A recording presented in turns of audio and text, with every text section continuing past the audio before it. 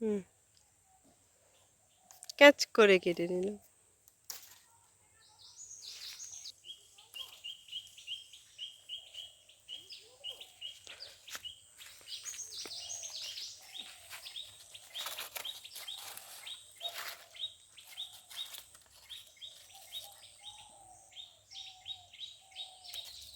স্যারকে ফোন করে hello guys, good morning, welcome back to my channel. আজকে কোনো ডেলি ব্লগিং নয়, আজকে তোমাদের কাছে নিয়ে এলাম একটা রান্নার ব্লগ।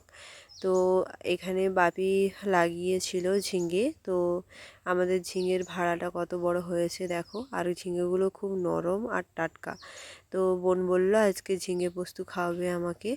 তো সেই জন্যই আমরা দুজনই গেলাম, অনেকগুলো ঝিঙে তুলে নিয়ে এলাম।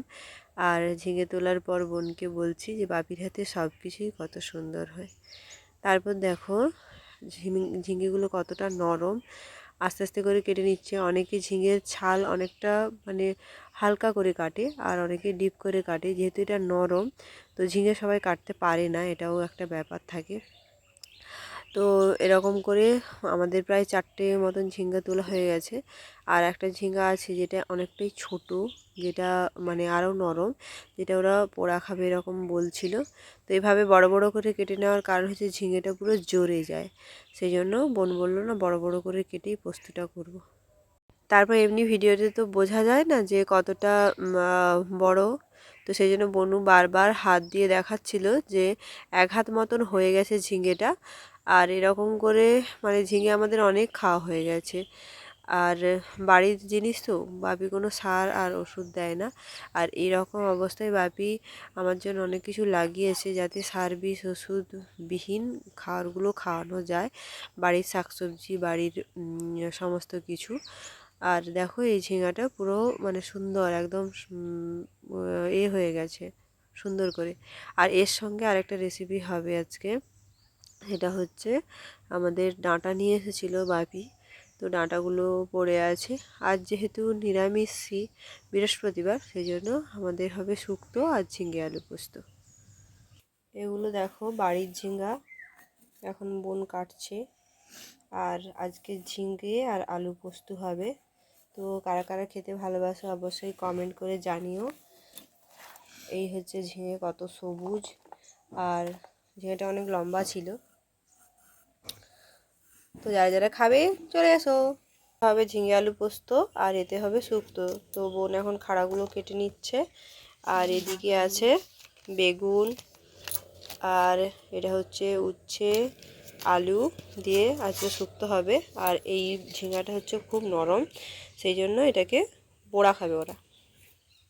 এদিকে সমস্ত কিছুটা কমপ্লিট করে তারপর রান্নাঘরে যেতে হবে, কারণ সমস্ত কিছু কাটা না হলে কি করে রান্না হবে, তাই না? তো এদিকে দেখো সব কিছু সুন্দর করে কাটাকুটি হয়ে গেছে। এদিকে উচ্ছে, আলু, বেগুন, আর ওদিকে ঝিঙে আলু পোস্তর জন্য সমস্ত কিছু কেটে একদম থালাতে সাজানো হয়ে গেছে। তারপর দেখো বলতে বলতে এদিকে আমার ভাতও হচ্ছে, যেহেতু আমাদের কাঠজ্বালানিতে রান্না হয়, যেহেতু তাড়াতাড়িও একটু হয়, আর আমাকে একটু তাড়াতাড়ি করেই খেতে দিতে হয় সবার জন্য। তারপর দেখো বলতে বলতে বোন এখানে সিম্পলভাবে করবে, কারণ আমার বেশি তেল মশলা খাওয়া হবে না। সেই জন্য প্রথমে তেল দিয়ে পেঁয়াজটাকে লাল লাল করে ভেজে নিয়েছে। তারপর ঝিঙ্গেগুলো দিয়েছে। ও সরি, আজ বৃহস্পতিবার ছিল না, আর সেই জন্য পেঁয়াজ দিয়েছে।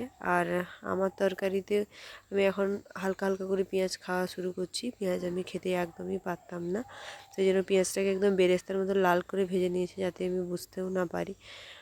কেন জানি না পেঁয়াজ এখন খেতে পারি না। তারপর হালকা করে পোস্ত দিয়ে হালকা নাড়াচাড়া করে তারপর জল দিয়ে দেবে। একদম সিম্পল রান্না। আর ঝিঙাটা দেখো কতগুলো ঝিঙা ছিল আমাদের, সমস্ত কিছু জড়ে গেছে। জড়ে দেখো ঝিঙাটা একদম এইটুকুনি হয়ে গেছে, মানে এতটাই নরম ঝিঙে। আর রান্নাটা খুব টেস্টি হয়েছিল। আর পোস্তুতে অনেকে কী করে প্রচুর পরিমাণে লঙ্কা গুঁড়ি, প্রচুর পরিমাণে তেল দিয়ে দেয়, যাতে একদম ভালো লাগে না। আমার এই পোস্তুটাই ভালো লাগে কম তেল মশলাতে।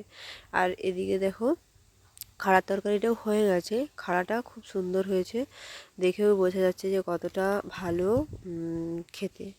তারপর দেখো বলতে বলতে স্নান টান করে আমি খাওয়া দাওয়ার জন্য চলে এসেছি। ঝিঙে আলু পোস্ত, দেখো পোস্তটা কত সুন্দর হয়েছে, আর ঝিঙেটা একদম নরম। তো প্রচণ্ড আমাকে খিদে পেয়ে গিয়েছিল। আর পোস্ত আমি সেরকম খাই না, কিন্তু এই পোস্তটা আমার ভালো লাগে। তারপর দেখো এদিকে মা করেছিল মাছের তেঁতুল, মানে কাঁচা তেঁতুল দিয়ে একটা টক করেছিল। মা ওটা খুব ভালো পারে। আর এটা হয়েছিল শুক্তো, তো একদম পাতলা করে করেছিল। এখন কম তেল মশলাতে যেহেতু খেতে হবে, সেই জন্য আমার এই খাবারগুলোই এখন খুব ভালো লাগে। কম তেল মশলা, আমি কোনোদিনই বেশি তেল মশলা খেতে পারি না। তো তোমাদের কেমন লেগেছে রেসিপিটা আর কেমন লাগে আমার ডেলি ব্লগিংগুলো অবশ্যই কমেন্ট করে জানিও। আর এদিকে কথা বলতে বলতে আমার খাওয়া প্রায় কমপ্লিটের পথে। আমি সবার আগেই খেয়ে নিই, কারণ আমার টাইমে আমি আমার খাওয়া দাওয়া কমপ্লিট করে নিই। তো প্রত্যেকদিন ব্লগ পাওয়ার জন্য অবশ্যই আমাকে কমেন্ট করবে আর আমার চ্যানেলটাকে সাবস্ক্রাইব করবে, যাতে আমি আরও অনেক এগিয়ে যাই আর তোমাদেরও অনেক ভালোবাসাতে যাতে আমার চ্যানেলটা অনেক গ্রো হয়। তো আজকে এই পর্যন্ত, দেখা হবে নেক্সট ব্লগে। তো টাটা।